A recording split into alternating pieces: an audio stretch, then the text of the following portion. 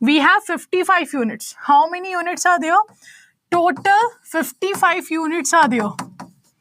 Out of 55, the 41 units are in module A and B only.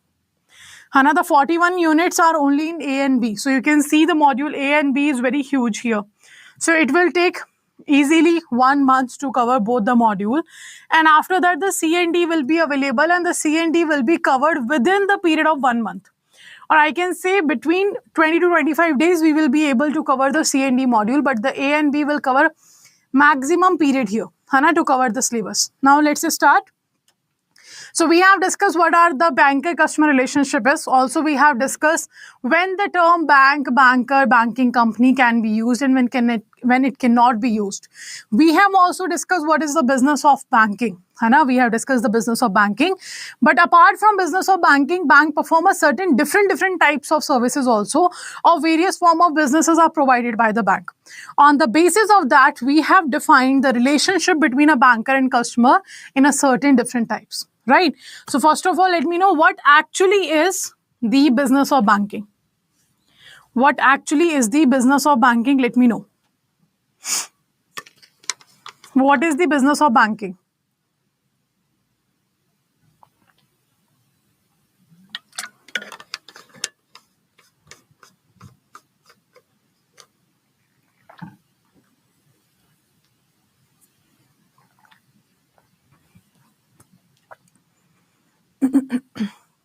Okay. Yes, 3 things are there. The business of banking says the first, the acceptance of deposit from the public. Not from anyone, but from the public. So accepting deposit from public, very good, for the purpose of lending or investment, and it will be repayable on the demand of the customer. So this is the business of banking that has been given to us.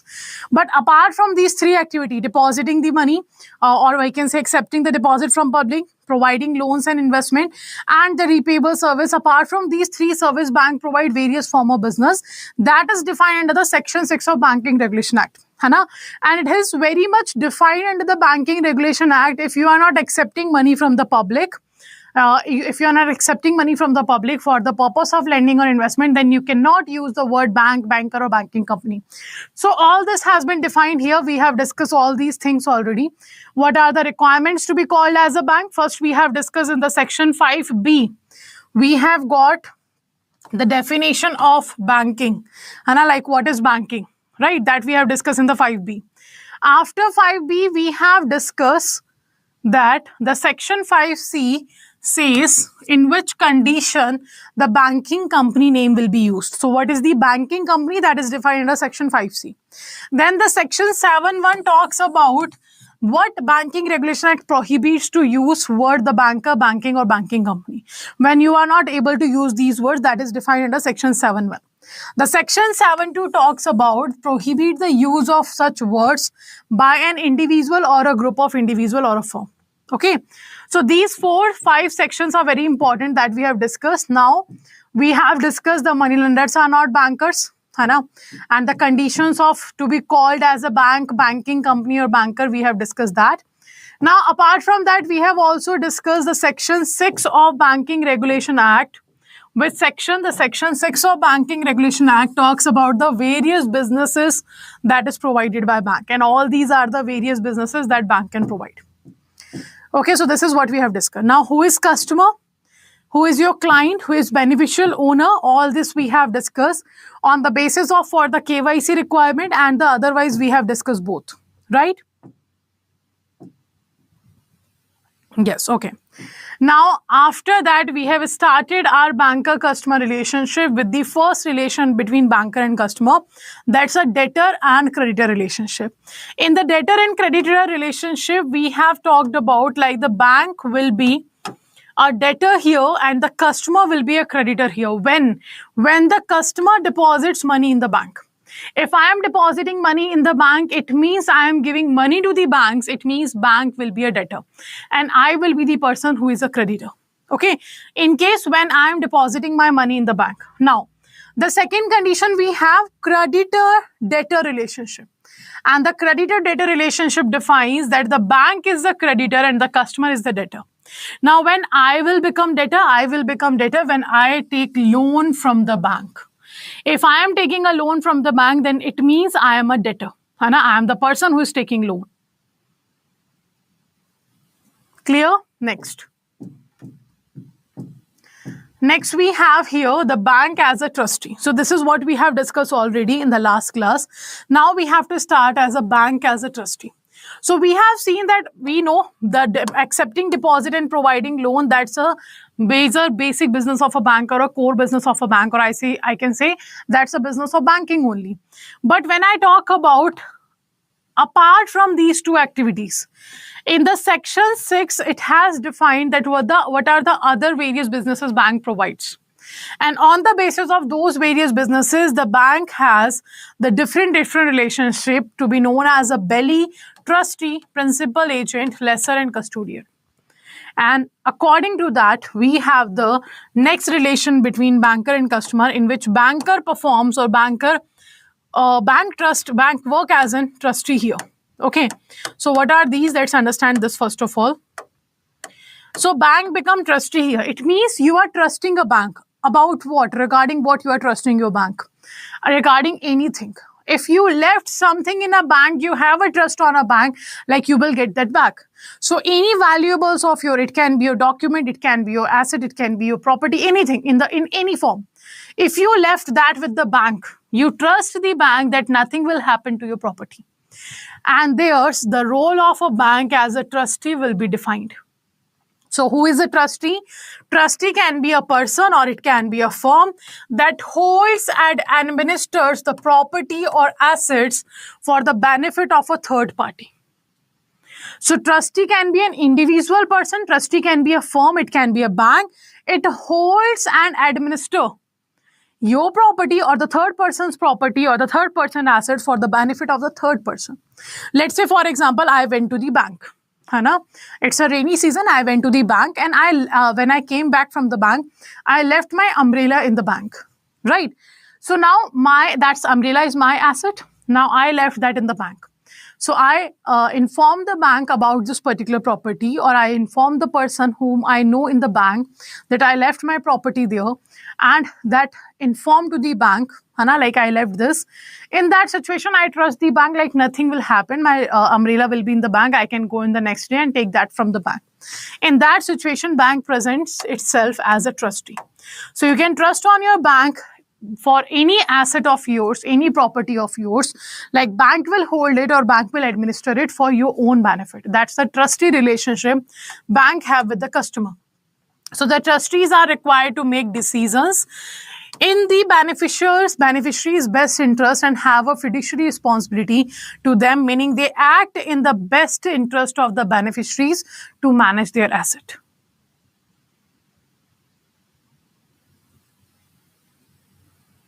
Okay, that's what we are talking about. Like trustees, they require to make decisions. For whom? For the beneficiary. Like what will be the best decision for the beneficiary? What will be the best decision for the beneficiary's interest? That you have to take. And the trustee will have a fiduciary responsibility to the beneficiary here. It means the trustee will act in the best interest of the beneficiaries in managing their asset. So bank will act in a best interest to manage my asset that will give me maximum benefit. Now, if a customer keeps certain valuables or securities within the bank for safekeeping or deposit a certain amount of money for a specific purpose, the banker, besides becoming a belly, is also a trustee. It will be also a trustee. So if you put any valuable, any document, any security of yours in the bank to keep in the safekeeping or to have a safe deposit in a bank, in that situation, bank is a belly, but bank is also a trustee. So now you can understand that in the belly-beller relationship and a trustee relationship is a kind of a similar relationship, right? If bank is known as a belly, the bank is also known as a trustee, and both are almost same. The only difference is trustee at the lower level, we can say, or at the small contracts, we can use the word trustee. In a bigger contracts, we use the word that is belly. So belly-beller relationship in which bank will be a belly and customer will be a beller. So when a customer deposits certain valuables, bonds, security, or other documents with the bank for their safe custody, the bank, besides becoming a trustee, as discussed in the earlier relationship, it also becomes a belly and the customer becomes the beller. Now you informed the bank what is with the bank you are keeping and how the bank have to secure that, how the bank have to use that or administer that you will get maximum benefit out of that. Okay, so according to the term of section 148, the Indian Contract Act 1872, the bank becomes the custodian of the securities of the customer, and hence a belly is liable for any loss caused to the beller due to its negligence. Okay, so let's say, for example, I am a customer of a bank. I have given my valuables, my securities, my bonds to the bank to hold, right? And because of the negligence of the bank, let's say my documents, my security got like taken by any other person or got in the loss or something else. In that situation, bank is liable to pay for my loss. Okay, I'm not going to bear that loss. Bank have to pay that because I already informed bank that I am putting my valuables, my bonds, my securities, my important documents with you in the safe custody. So that was the responsibility of the bank to hold it, to administer it, to secure it. But if because of the negligence of the bank, if something happened, then bank have to pay me the loss. So the finder of the lost goods, section 71 of Indian Contract Act, should return any increase in goods animals to true owners. So under section 164, the finder has to take care of such goods as an ordinary prudent man. So these are the example of belly-beller relationship. Okay, so the both are same. Belly and trustee, they both represent the same job of a bank. Like bank have to hold it, bank have to administer it on the behalf of the third party. Right, but the trustee, anybody can act as a trustee who holds or administer your property or asset for your benefit. And the belly, when you put a certain valuables of yours in a bank, which the bank have the responsibility to take care of, that's when the bank will be known as a belly. Clear? Let me know, is it clear? Shivaji sir, what you can do drop a message on the Telegram channel of a sir and do ask there, because I have no information about it. Hana, so if sometimes if your class is not happening, you can just drop a message on a Telegram. Someone will reply you there, will inform you about the class.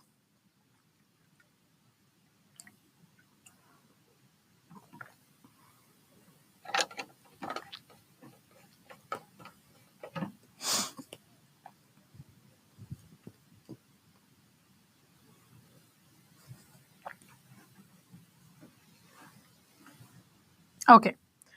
Last point here is saying that under section 164, like if you have lost something in a bank or somewhere, so the finder means bank finded it, na? So bank is a finder. So bank have to take care of your goods as an ordinary prudence man. है ना? Like let's say, for example, you went to the movies or you went to park or somewhere, है ना? Or you are in your office, you are in your bank and someone left there something.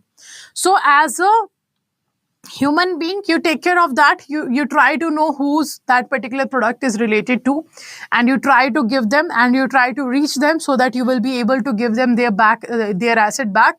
That's what we're talking about here. So whoever is the finder have to take care of the goods until and unless it reach to its owner only. Okay, and that's where the belly-beller relationship between the bank and customer will be seen, where the customer will be a beller and the bank will be a belly, because bank have to take care of the asset. Clear? The last point. Now the next relationship we have, that's a agent-principal relationship. The agent-principal relationship. Here the bank will be the agent and I will be the principal, because I am the customer of a bank and I am ordering a bank to perform certain payment on behalf of me. Let's say, for example, I issued a check to a certain person and I ordered the bank to make the payment of the check on that particular date. Or let's say, for example, I have to pay my insurance premium and I ordered the bank, or I have done the auto debit facility there, in which the premium will be auto debited from my account without, if I remember that or not, it doesn't matter. The amount of my insurance premium will be debited from my account and it will be paid to the insurance company. Now in this situation, the bank will become my agent. I am the principal. So I am giving an order to the bank to perform a certain service on behalf of me. That's where the banks become the agent and I will be the principal. So you can see bank is agent and the customer is principal. Now here, according to section 182 Indian Contract Act 1872, a principal is a person who delegates authority to another person, namely the agent. Delegate means you transfer. I am transferring my responsibility to the certain person. Like I have to pay the premium of insurance now, but I transferred my work to the bank and the bank became the agent and bank have to perform that on behalf of me. And that's how the bank became the agent and I will be the principal. Okay, so among the ancillary services, it means the related services of a bank rendered by the bank are remittances, collection of checks, bills to pay regularly, electricity bill, telephone bills, insurance premium, club fees, etc. on behalf of the customer. So what you do the auto debit part here and the bank will take care of all the payments of yours. Whether it is your check payment, your bill payment, your electricity, telephone, any bill it is. In that situation, bank will pay on behalf of you. In these cases, the bank acts as an agent, his principal being the customer. Clear? Here, the principal will be the customer of a bank.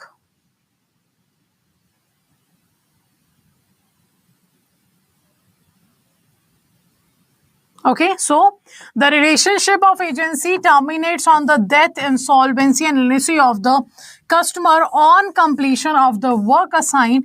In case of remittances, though the relationship is of agency.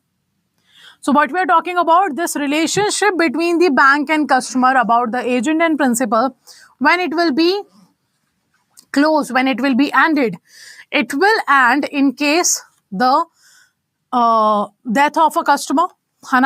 You are no longer have to pay the premium. You no longer have to pay the bills, telephone bill or whatever bill it is. Or in case, let's the person became insolvent. In the lunacy case, you do not have to make payments on behalf of the customer. So you will not be any more agent of a customer. So in this situation, your relationship with the customer will be cancelled or it will be ended. Okay, so that's the relationship between the bank and a customer. Like the bank will be the agent and the customer will be your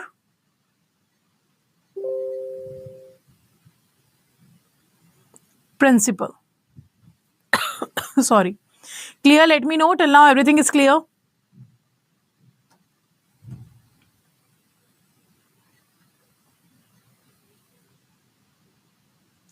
Is there any other doubt?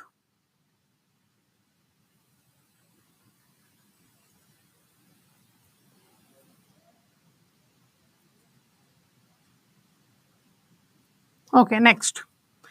The lessor and lessee relationship. So what is it?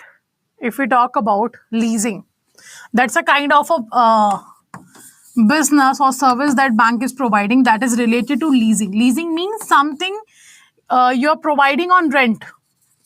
You are providing the service on the basis of rent. That's a leasing. So the leasing have the certain works here, like the lessor will be the owner of the asset. The lessor will be the tenant, lessee will be the tenant. Okay, and here the lease asset will be there. Lease asset means the property you are giving on a rent. And lease payment will be there, the rent you are paying. Okay, so section 105 of Transfer of Property Act, it deals with the lease, lessor, lessee. It will be O. The banks provide safe deposit locker to the customers for use on lease basis. So the relationship here is the lessor and lessee, or of licensor or licensee. So let's say, for example, I am taking a locker facility from the bank. If I am taking a locker facility from the bank, it means what? It means simply I am renting out a certain area of a bank which is within the premises of a bank. So bank will be the owner now. So bank here is lessor. Okay, and I am taking that locker on rent. So I will be the lessee. Okay, the customer will be the lessee because I am taking the particular area of a bank on a rent. Because I have to pay the rent here. Now I have to pay a certain amount of money to the customer here. Sorry, to the bank here for every month using the locker. Okay, so the bank shall not be liable for any damage and or loss of content of locker arising from natural calamities or acts of God like earthquake, flood, lightning, and thunderstorm, or any other act that is attributed to the sole fault of negligence of the customer. Okay, so let's say if you have heard about it in the Oh My God movie, it has been seen, na? Like that was the case of earthquake. That's the act of God. So insurance company said we are not going to pay you about because it is not involved under our clauses. So that's the act of God. So we are not going to pay amount of that. So the same thing is there in case of locker facility. The bank will not be liable to pay you the amount in case of natural calamity, or you can call it an act of a God. Okay, or if there is a negligence from the side of the customer, then also bank is not liable to pay you the amount whatever you have in your locker. Okay, so bank shall exercise appropriate care for protection of their locker system and premises. So bank should be very careful about it. Like these things should not happen. Hana, like bank have to provide the safety from the fire and theft and etc. But if it happens, it's not what the bank has done. Hana? So if the fire happened and because of the thunderstorm or because of the let's say flood or something, it's not in the hand of the bank. So in that situation, bank will not be liable. But yes, if there is certain negligence from the side of a bank, like bank used to, or it is the responsibility of a bank to make the security available in the locker facility, but if somehow bank's negligence has been seen, then the bank is liable to the pay amount. So this is what we're talking about in the lessor and lessee relationship. So let me know, is it clear? So do remember, in the general sense, if you talk about the lessor means the owner and the lessee means the tenant. Like let's say, for example, I am not living in my hometown. So I am living in Gurgaon. So I have Okay. So I'm living in Gurgaon. So I have taken a certain flat on a rent in which I am living. So I will be the lessee. Hana, I am the tenant here. And the landlord will be the owner. That's a lessor. Clear? So that's what the lessor-lessee relationship is.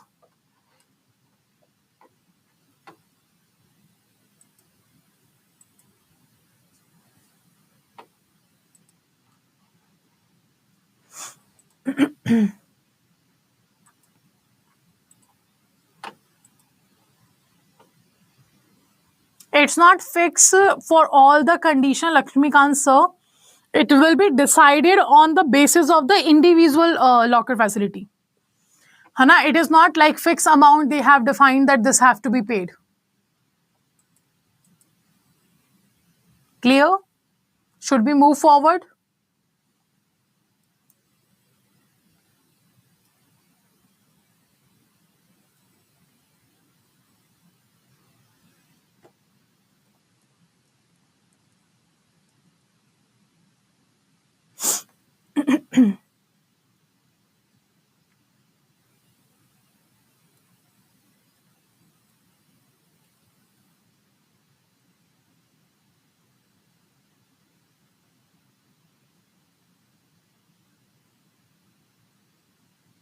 Okay. Now, right. Now, the next type of relationship between a banker and customer is indemnifier and indemnified. So, what are these? Let's understand. Indemnified. So, what are these? Let's understand.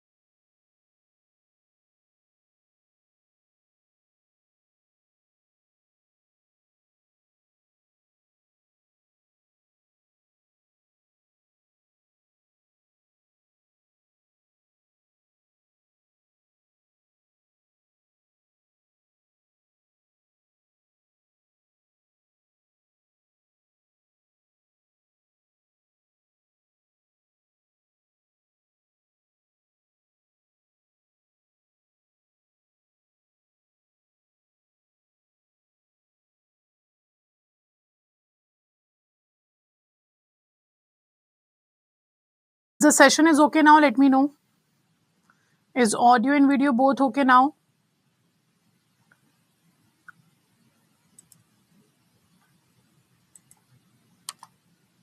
Really sorry, there was some internet issue in the office. So really sorry for the disturbance. Okay. Let's continue. So we have discussed the lesser and lessee relationship between a bank and a customer. Now the next relationship we have here, that's your indemnifier and indemnified relationship. Hana, let's continue that. So let's start. Indemnified and indemnified relationship is what? Bank is indemnified or the indemnity holder. Hana? And the customer is indemnifier.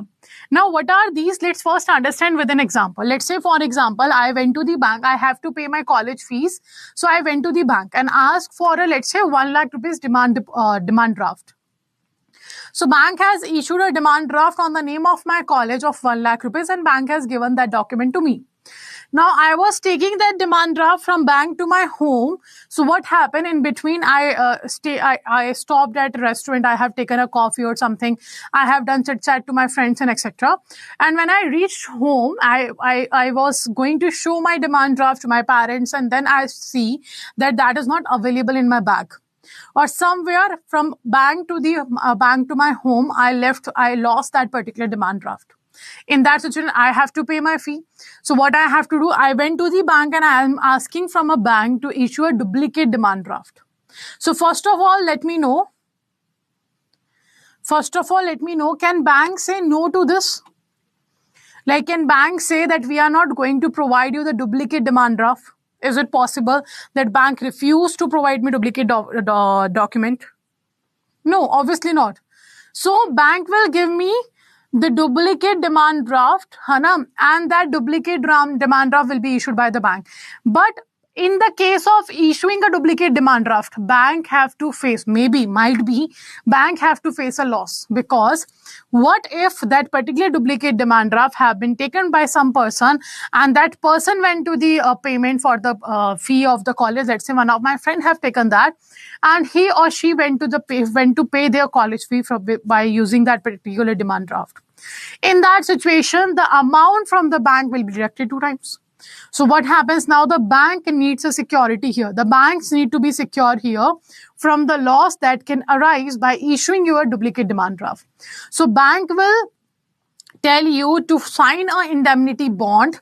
In that indemnity bond, it will be particularly defined, like if some loss occurs because of this duplicate demand draft to the bank, then the customer will be liable to pay that particular loss to the bank.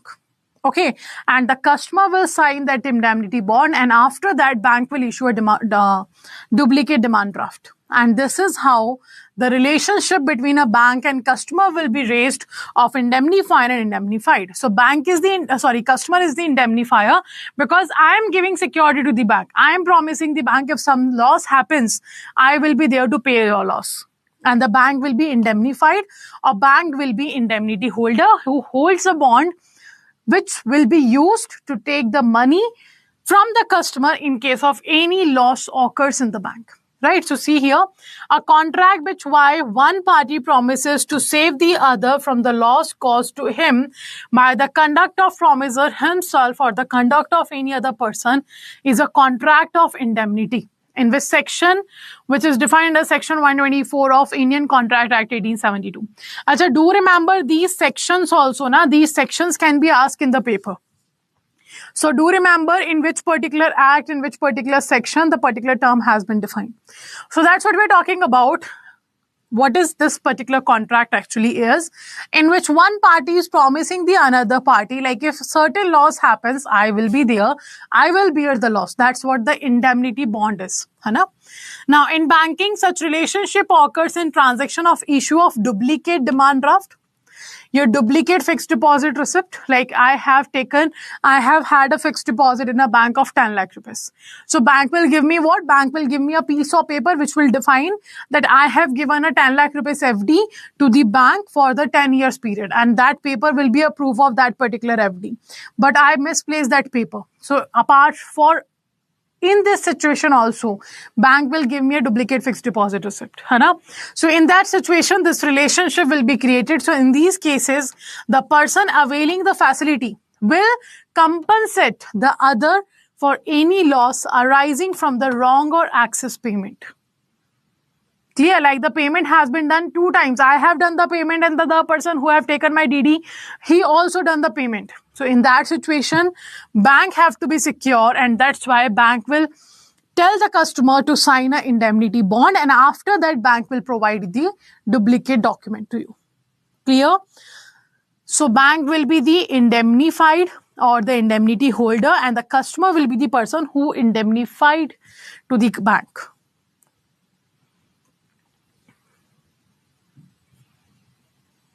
Okay, now, so you can see all the relations we have seen between bank and customer, they all have been summarized in this particular list only. So first we have a deposit in bank. If I am depositing a certain amount of money in a bank, then I am giving money to the bank. So I will be the creditor, right? In case of deposit money in a bank, I will be what? I will be a creditor and the bank will be a debtor. Because I am depositing money, I am giving money to the bank, so bank will be the debtor. Now, loan from bank. If I am taking a loan from bank, it means I am taking money from the bank and bank is giving me loan. So bank will be a creditor, I will be a debtor. Okay. Next relationship is safe custody. In safe custody case, I have given my valuables, my documents to the bank, which bank will take care of it. So bank will be the belly and I will be the bellow. Clear? In case of locker facility, I am renting out a certain location or certain area of a bank for a particular period of time for which I have to pay rent to the bank. In that situation, bank is the owner of that particular area, so bank will be the lessor and I will be the lessee. It means the tenant who is paying the rent to use that particular area, right? Now, collection of check. Sorry. Collection of check on behalf of me, bank is doing the collection of check. Like I ordered the bank to perform this activity. So bank will be my agent and I will be a principal. Clear? Now, purchase of a draft. If I am purchasing a draft, the purchase of a draft, it means again, I have given money to the bank now to issue a draft. So I will be the creditor and the bank will be a debtor. Because I have given money to the bank to issue a demand draft. So I will be what? I will be your creditor and bank will be a debtor, right? Now, payee of draft. In case of payee of draft, payee means the receiver, the person who is receiving the money of a draft. So here I will be the beneficiary because I am receiving a payment of the draft and bank will be a trustee. Now, why bank will be a trustee? Because let's say, for example, Mr. A has issued a demand draft. He has taken a demand draft from the bank. So Mr. A purchased a demand draft from a bank. So Mr. A is what? Mr. A is a creditor. And the bank is a debtor here. In case of what? In case of purchase of DD by Mr. A. So Mr. A has given money to the bank and then the bank will be a debtor and the customer will be a creditor. So Mr. A is a creditor. Now Mr. A has told to the bank to issue a demand draft on my name. So let's say the payee of the demand draft is me. Payee of the demand draft is me, that is Amanjot. Clear? So I will be the beneficiary. So now I trust the bank. I have given the demand draft to the bank because I trust the bank. Bank will give me the money. So I will be the beneficiary and the bank will be a trustee here. Okay, who is going to take care of my demand draft here? Now, pledge. Acha, what is security? If I am taking a loan from a bank, let's say for example, if I am taking a loan from the bank, I have to provide a collateral. Collateral is simply a security you are providing to the bank to take a loan from the bank. Like in case in future, if you are not repaying the loan of a bank, bank will use that security, bank will use that collateral and collect its money from the customer. So collateral is a security. It's a security, or I can say, okay. So that we can say that collateral is simply a security. So we have pledge. We have hypothecation and we have mortgage. These are the three basic type of securities. Now let me know what is the difference between these three. Pledge, hypothecation and mortgage. What is the difference between these three?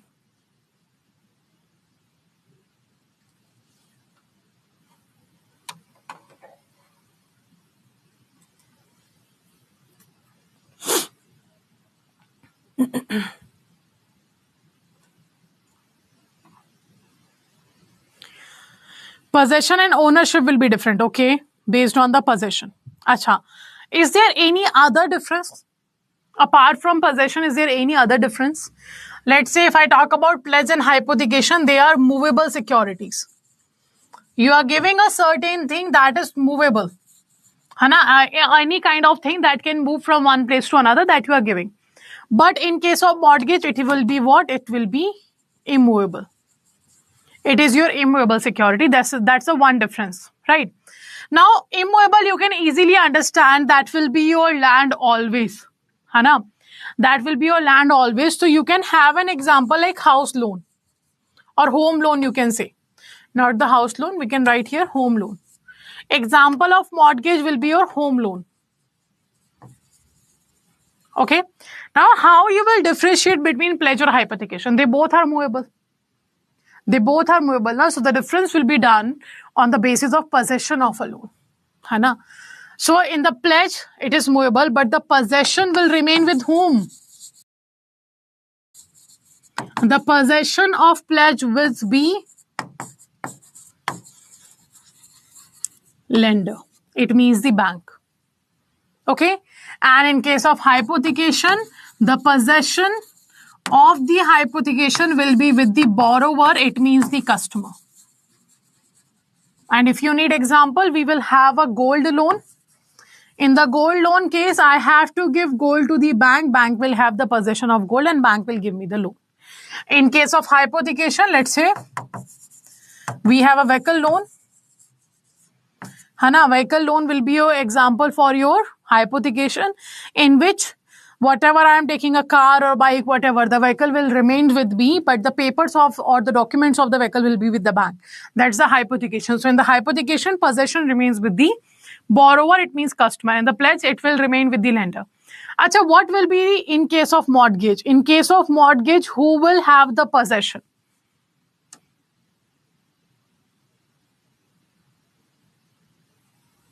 Let me know. In mortgage, who will have the possession? Pledge possession with us. No. In pledge, the possession will always remain with the lender like a gold loan. Do remember this. Possession in mortgage, possession will be with borrower, bank, customer, borrower. Everyone is giving different answers. In case of mortgage, possession usually remains with borrower. Usually means why I use this term. That is usually. It means maximum number of times. Usually means maximum number of times it remains with the borrower. But in certain cases, it can go to the lender also. It can go to the bank also. So that's why I use the term usually. Maximum number of times it remains with the borrower, but in some cases it can go to the bank also. Like for example, I have my house and I have taken loan on that, but I'm not using it. And bank was looking at that same area for a certain area or a certain building in which bank can start its branch, or bank can have a currency chest, or let's say bank can have a ATM or something. So bank want a certain place there to rent out in the same area, and I'm not using that particular property. So what can I do? I can give the possession to the bank of that particular property, and because with the rent amount I can pay my installment to the bank, and in that situation it can remain with the lender also. That's the mortgage condition. Clear? So this is how the three types of mortgages we have. So in case of pledge, what happens? Bank is giving loan to the customer by taking a certain security. Here. So the bank will be a pledgee and the customer will be a pledger. Pledger means you are taking an oath. Like if I am not able to repay your loan in the future, I am giving this security to you. You can repay, you can take your loan back by using this particular security or by selling this particular security. That's why the customer will be a pledger. Okay. In case of mortgage, the same thing is bank will be a mortgagee and the customer will be a mortgager. In case of hypothecation, it is same. The bank will be a hypothecatee and the customer will be a hypothecator. So these are the three categories of or the types of your collaterals. Clear? Let me know pledge, mortgage and hypothecation is clear to all of you. Yes or no? Answer quickly.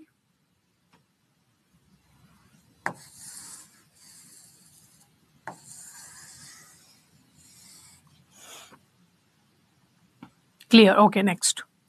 Next, we have here standing instructions, sale, purchase of security on behalf of customer. In both the cases, both the cases, customer is giving instruction to the bank to perform certain activity on behalf of the customer. In that situation, the bank will be the agent and the customer will be a principal. Like you ordered the bank, that bank can sell your securities or the shares or any kind of security you have with the bank. You ordered bank to sell it or you ordered bank to purchase it from someone else to make payment. In that situation, bank will be your agent. Next. Money deposited but instruction not given for its disposal. You have deposited a certain money in the bank, but you haven't given instruction to the bank. Like where it should be used or where it should be put. In that situation, you are the beneficiaries and bank will be a trustee. Bank have to take care of your deposit. So in that situation, bank will be what? Bank will be a trustee and you will be a beneficiary. Okay. If any article you left in a bank by mistake, again, bank will take care of your article on behalf of you. So bank will be your trustee and you will be a beneficiary. Okay. You have given a certain shares for sale to the bank. So bank will be your agent and customer will be your principal. So these are the total banker customer relationship we have discussed in your first chapter. So let me know, is it clear to all of you?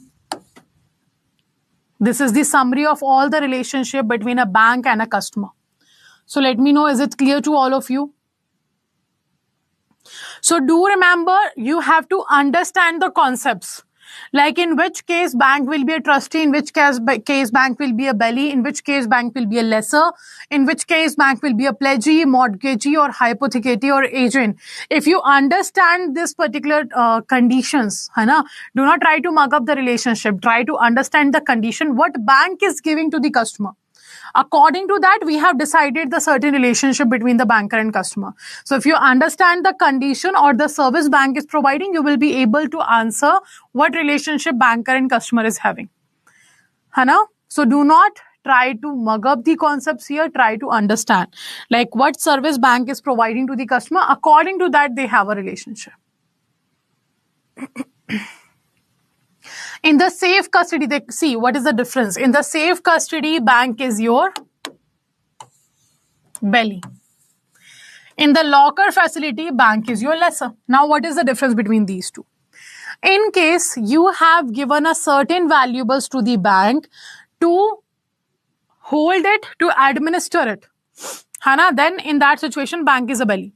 Because you trust the bank. I have a certain document I have given to the bank. I have a certain asset I have given to the bank. And I told bank to hold it, to administer it. Because I trust bank. I'm going outside the country, let's say for example, for 6 months. So I have given a certain document to the bank and I informed about it to the bank. Like I am giving you my property papers. I am giving you my asset. That's my luxurious car or whatever the asset I have. I informed about that asset to the bank and I have given that to the bank. Like do make sure you hold it, you administer it for a certain period of time. That's a belly relationship because I trust bank. That's why I have given that asset to the bank to hold it and to administer it. In case of lesser, I'm not giving a certain property to take care of it to the customer, to the bank. No. I'm using bank's area to secure my property, to secure my valuables. Because I know the chances of theft is more at my home in comparison to the bank. So I'm using a bank's premises to secure my particular asset in the banks. In that situation, I'm renting out the property from the bank. And that's why bank is a lesser. Let me know, Dipti ma'am, is it clear? The difference the difference between both is clear.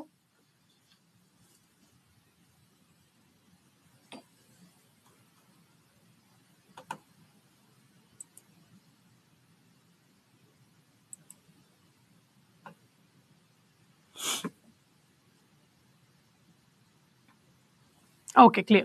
Chalo, let's move forward.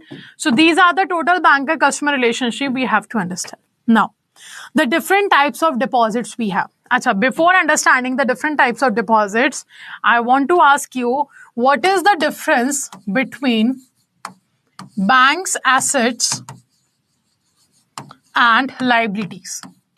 So every business will have a certain asset, every business will have a certain liabilities. We know that. Hana?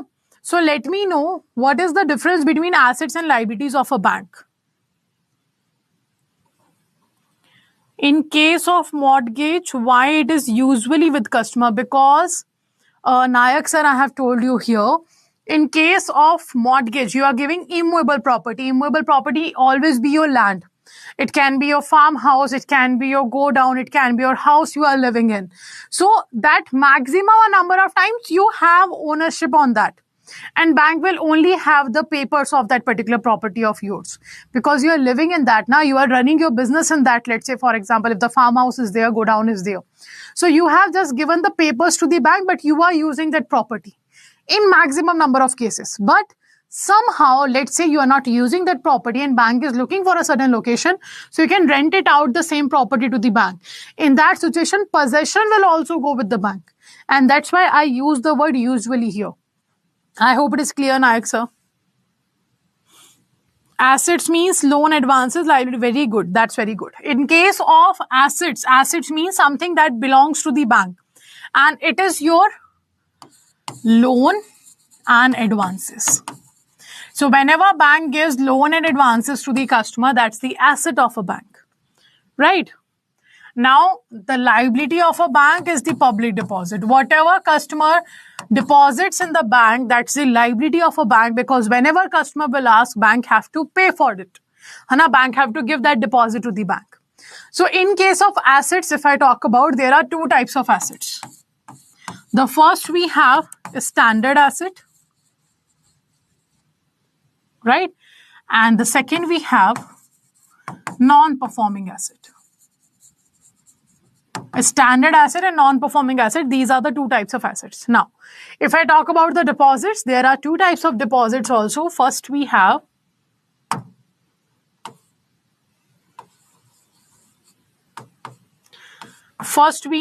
demand deposits. And second, we have term, or you can call it a time deposit also. Term or time deposit. Clear? Now, we are not going to talk about the asset here. Assets are of two types, standard and non-performing, that we are going to discuss in the NPA wala chapter. Here we are going to talk about the liabilities. So liabilities are of two types, that is demand and time. So demand deposit means a kind of accounts in which bank is getting the deposit from the side of the customer, but this account will be operated on the basis of the demand of the customer. What does it mean? It means simply that whenever a customer wants, he or she can deposit the money, or whenever a customer wants, he or she can withdraw their money. That's what the demand deposit means. Like these accounts will go according to the customer's demands. So that's the CASA, current account and savings account, right? In case of term deposit or time deposit, it's very simple to understand. For a particular period of time, and for a particular period of time, you have deposited a certain amount of money in the bank. And that's why it's a time deposit or a term deposit. So it will be a RAFA, recurring account and a fixed account. In general, we know them as a RD and FD. है ना?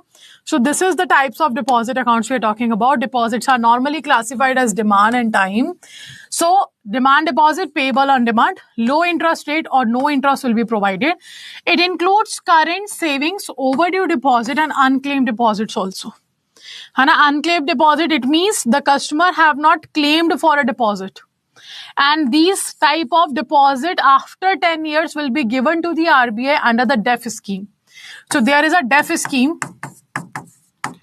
that was introduced by Reserve Bank of India, and in this scheme what happens if a customer is not claiming for his own deposits in a bank for a period of 10 years. So after the completion of 10 years, whatever the amount was there in the customer's account will be transferred to the DEF scheme. Okay, and under the DEF scheme, RBI will use that fund for the awareness. For financial awareness, for financial literacy, RBI can use this money of the customer. Let's say after 10 years, after 12 years or 15 years, customer comes to the bank to claim his or her deposit. Then the bank will provide that deposit to the customer. And immediately, and the bank will take refund from the DEF scheme of the RBI because the customer have taken his or her money back. Clear? So this used to happen under the unclaimed deposits. Now the time deposits we have, that is repaid after expiry of the deposit period. High interest will be paid, which will vary according to the duration. If I am having a RD for 6 months, the rate of interest will be different. If I am having a RD for 5 years, the rate of interest will be different. Same with the FD. If I am having a FD for 7 days, the rate of interest will be different. If I am having a FD for 5 years, the rate of interest will be different. Right? The time deposit are for a period of ranging 7 days to 120 months, period with or without reinvestment plans. So, in case of RD, this is very important. Do remember the maturities of RD and FD in a different cases. If you are having a FD and RD in a bank in Indian rupee, in INR, the FD minimum duration is 7 days and the maximum is 10 years, that you all know, right? And the RD minimum duration is 6 months to 10 years, that you all know. Now, if I am having a FD in bank, but in foreign currency. So first let me know what this type of account is known as. If I am having a FD in the bank in foreign currency, what type of account is it? No, NRE will be CASA for all. Very good, it is FCNR account. Foreign currency non-resident account. In case of foreign currency non-resident account, the minimum period will be 1 year. It can be written in a paper, in your paper, in the option as a 12 months. And the maximum period will be 5 years, that's your 60 months. So do remember in both the units. So if you are having a FD in a bank in foreign currency, minimum 1 year, maximum 5 years. 12 months or 60 months. But the other one more point is here. If you are having FD in non-banking financial companies, what will be the minimum? What will be the maximum duration? In NBFC, you are having FD because we have NBFC deposit also. RBI has allowed to the NBFCs to accept deposit from the customer, but under a certain scheme or arrangement only. So what will be the duration? 1 year to 5 years, 6 months to 2 years, no, minimum 1, okay, very good. Minimum is 1 year, again the 12 months, and the maximum we have 5 years, it means 60 months. Okay, so the same amount will be there, same duration will be there. So do remember these 3 durations, that is very important. In all the cases, you should know the minimum and maximum duration. So this is the types of deposit we have discussed. Now, a certain point about demand deposit. First, demand deposit are classified into current and savings account.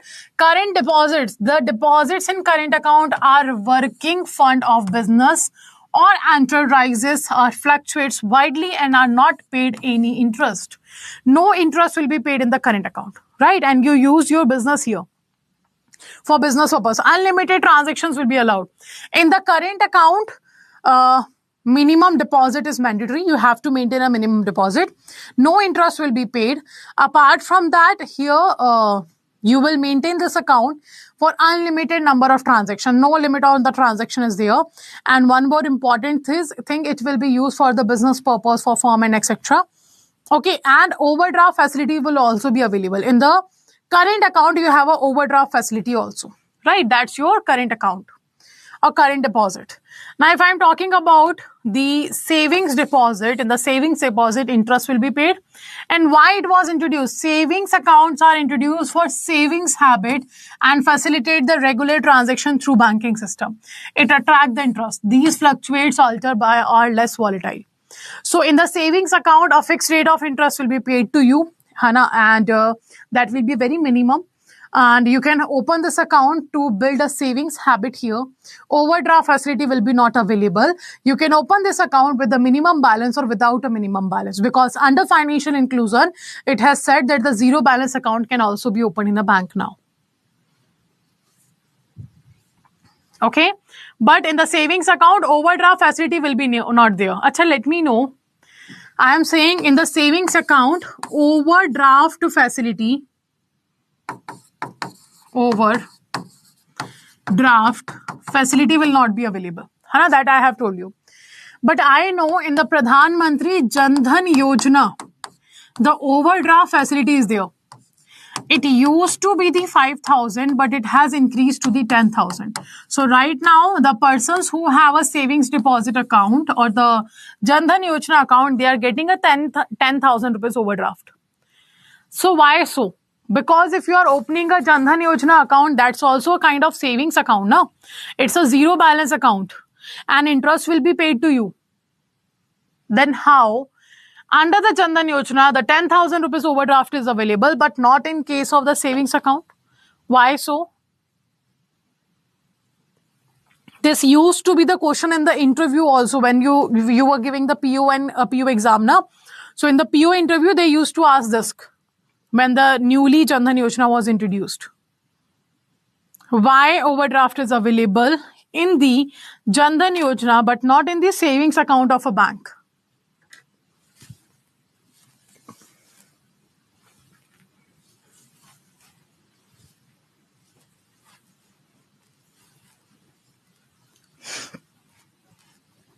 Due to financial inclusion, okay.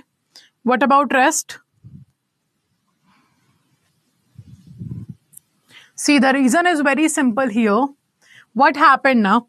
The Jan Dhan Yojana was introduced for the financial inclusion purpose, in which additional services was introduced by the government of India to attract the customers. Hana, why it has been introduced? To attract the customer, a certain additional services or benefit is provided by government of India. Hana? So out of that, one benefit is overdraft facility also. So this overdraft of 10,000 rupees not provided by bank, it is provided by government to the customer. Bank is only a mediator. So under the Banking Regulation Act, RBI said that you cannot provide overdraft facility to your customer of savings account holder. But under the Jan Dhan Yojana, bank is not providing 10,000 rupee overdraft now. That is the government who is providing 10,000 overdraft to the customer. Bank is just a mediator to transfer that money from government to the customer. Clear? Let me know. That's why the overdraft will be available in the Jan Dhan Yojana but not in the savings account. Because under Banking Regulation Act, RBI is not allowed, banks are not allowed to provide overdraft on the savings deposit. So who is giving that? Government is giving that. Clear? Okay. Now, term deposit. For investing surplus fund for short or long term, term deposit can have distinguished feature for the following parameter. Mode of interest payment, periodic or cumulative, maybe. Mode of investment in lump sum or installment, like in FD, you have to provide lump sum amount. If I want to have a FD of 10 lakh, I have to give the bank 10 lakh rupees in a one go. Hana, but if I want to have a RD of 10 lakh, I can pay the amount in the installment. Mode of return of principal on maturity or in installment. Hana, this is all the customer will decide. Like what interest payment, mode of interest payment customer what mode of investment customer what mode of return of your money or the principal amount will be done, that all will be decided by the customer. Accordingly, bank will give the facility to the customer. Okay, so there are several types of types as indicated below. Like we have a fixed deposit, we have short-term deposit, we have reinvestment deposit scheme, we have recurring deposit scheme, we have flexi recurring deposit scheme. All these are term deposits. So what is fixed deposit? Simply a periodical interest payment will be given to you. You have to give one lump sum amount in a one go. Now, short-term deposit, it will be less than 1 year. You are having FD only, but for less than 1 year. The investment deposit, cumulative interest paid on maturity. Like whatever interest you are getting, that will be reinvestment in your FD, and that the money will be given at the one go on your maturity only. Recurring deposit, periodical deposit you can make installment. It can be monthly, quarterly, half-yearly, yearly, as per your convenience. You can have the installment duration. Flexi recurring deposit, a special type of recurring deposit will be here, in which combinations will be provided by the bank to the customer. Okay, so these are the term deposits we have. Now, we also have a hybrid deposit or flexi deposit. Hybrid or flexi deposit means what? Combination you are providing of what? Of your demand and flexi deposit, that giving flexibility to the customer. Like what happened, I have opened a deposit account, like demand deposit account. I have opened a demand deposit account in a bank. And I have told to bank, like until and unless this amount reach to 1 lakh, I want to deposit as per my convenience. 10,000 rupee, 5,000 rupee, 500 rupee, 1,000 rupee. I'm depositing in a bank. That's my savings account. So I told to the bank, until and unless this amount goes to 1 lakh, this will remain as a savings account. As this cross 1 lakh rupees, do convert my savings account money into FD. And that's the combination of the accounts deposit you have. That's known as hybrid or flexi deposit. So combination of demand or fixed deposit you have, that's your flexi deposit. I hope it's clear. Now, merchant banking. The only type of banking which is regulated by SEBI. So what is SEBI? SEBI is the Securities and Exchange Board of India. That's the SEBI. SEBI regulates the investment market. What regulates by SEBI? SEBI regulates the investment market. The capital market, commodity market, derivative market, venture capital, your credit rating agency, your foreign institutional investments, all these will be regulated by SEBI. Okay, so Securities and Exchange Board of India is simply a regulatory body for the investment market. The only type of banking which is regulated by SEBI is your merchant banking. Now, what are the other types of banking? Let me know. What are the other types of banking we have?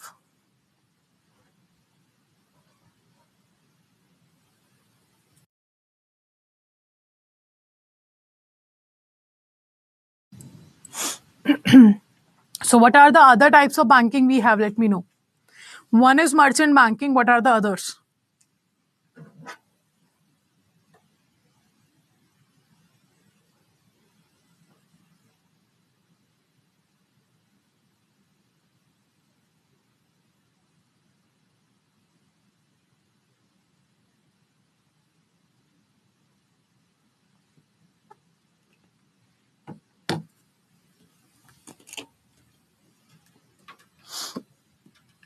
Very good. Universal banking, shadow banking, Islamic banking, retail banking, wholesale banking, narrow banking. Very good. So on the basis of the services bank is providing to the customer, we have a different types of banking. Like we know all the banks are not working in the same way. The banks provide different services also. On the basis of that, we have defined the banking here.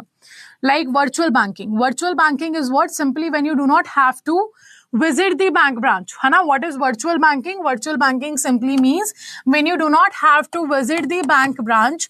Without visiting a bank branch, you will be able to perform or carrying out the banking services. How you can do that? By the ATM machine. If you want to deposit your money, you do not have to go to the bank. You can go to the cash deposit machine. You can deposit from there.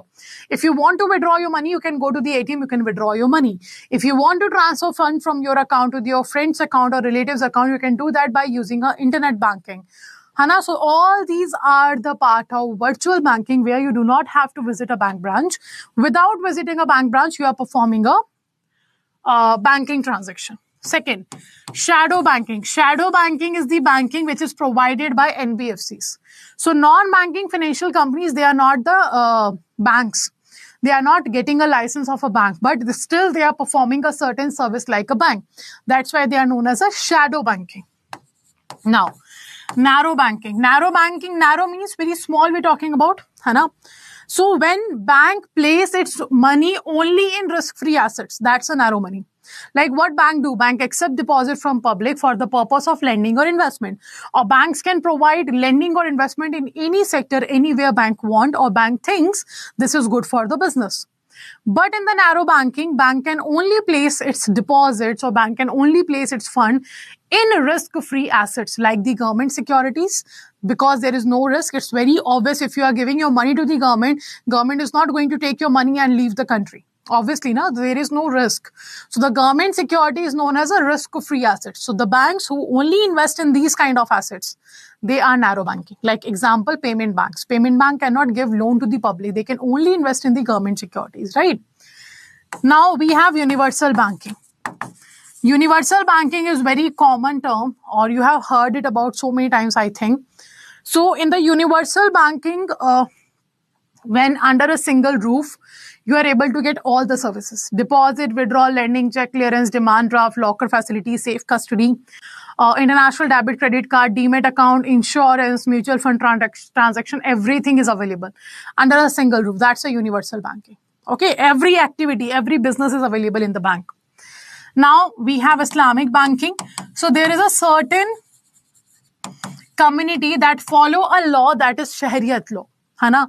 Under this law, it has said that there is a prohibition to accepting and giving of interest.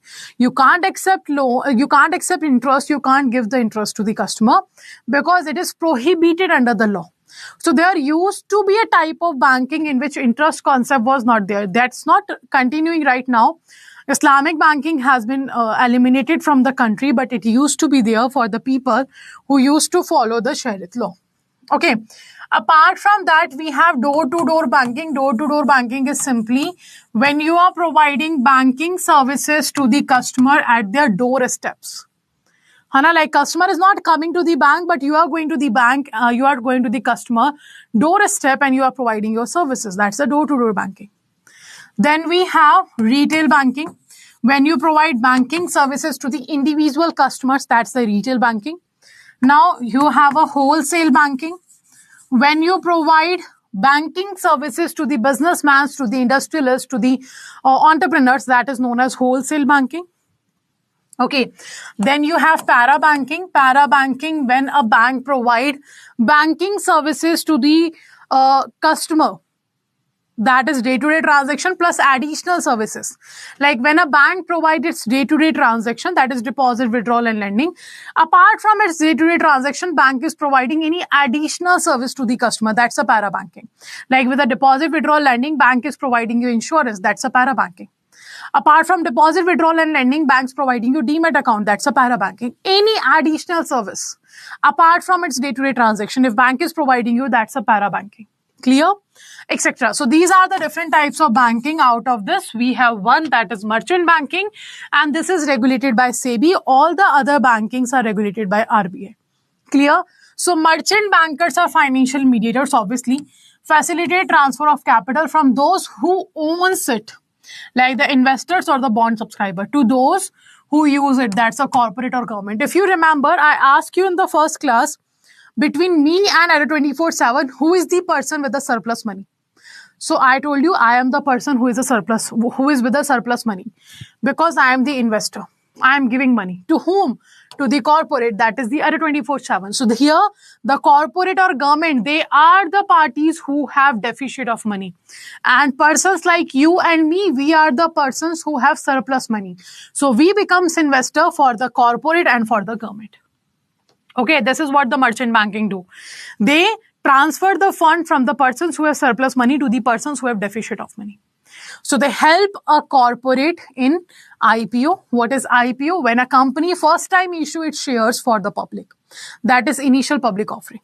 Or the FPO, FPO means follow on public offering or further public offering. So when a company issue its shares for the first time for the customer, that is known as IPO. But when a company issue its shares for the second, third and n number of times, that's the FPO. For first time it will be IPO, for other times it will be FPO. Hana, properly called as a public issue or private placement of debt. Public issue means you have issued your shares in the market and anyone can purchase it. That's a public issue. Private placement means you issued your share for a certain group of people only and they will be allowed to purchase your shares. Not all persons will be allowed to purchase your shares. That is the private placement. Clear? Let me know till merchant banking, everything I have discussed here is clear to all of you. Let me know. Till merchant banking, everything is clear. Any doubt in today's session?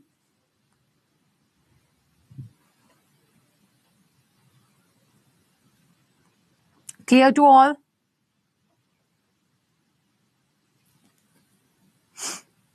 Okay, done.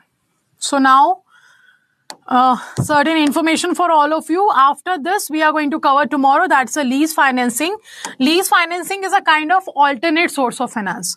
So we know we have a certain commercial banks or commercial banking function in our country is going on, which fulfill around 60% requirement of the capital in the country.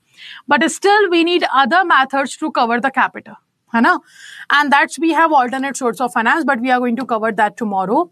The difference between IPO and FPO, you are asking. IPO when a company issue its shares for the first time for the customer, that's a IPO. Like for example, Adda 24/7 first time issuing share, that's a IPO.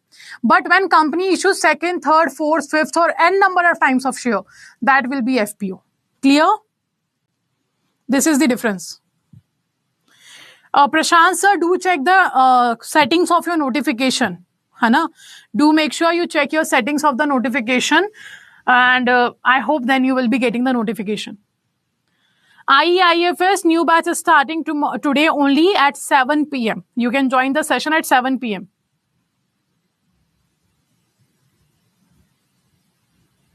Okay, now. So how to enroll in a batch? You can see Mahapak have double validity right now with the 81% discount, and also the Sankalp batch is starting from today, in which IEIFS class will be in the evening. So if you face any kind of issue at the enrolling, you can call on this number, Hana, for the doubts. You can check all the details is available here with all of you about the classes, and the timings are also defined. Like PPB we are having at 7:30, Indian economy will be at 7 p.m, AFM will be at 6 p.m. So you can check your here retail banking timing will be also available soon, and click on the buy now option. You can use the code JC80 here. You will get 81% discount.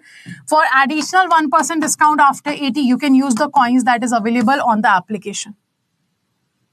Okay, so this is the information for all of you about how to enroll in a batch. Mock tests are already available on the website. After completing a particular chapter, like topic wise mock tests are also available. After completing first topic, you can give and you can go and give the topic wise test.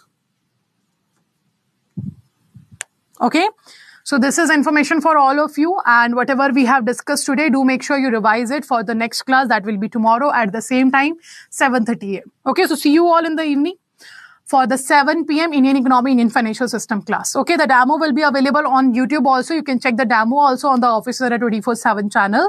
And the paid classes are already available on the website. You can check that also. Okay, so let's end here. In the application, mock tests are available. Hana, you can check in the application in your product. The mock tests are available. You can check and give from there. Okay, so see you in the evening. Take care all and have a good day.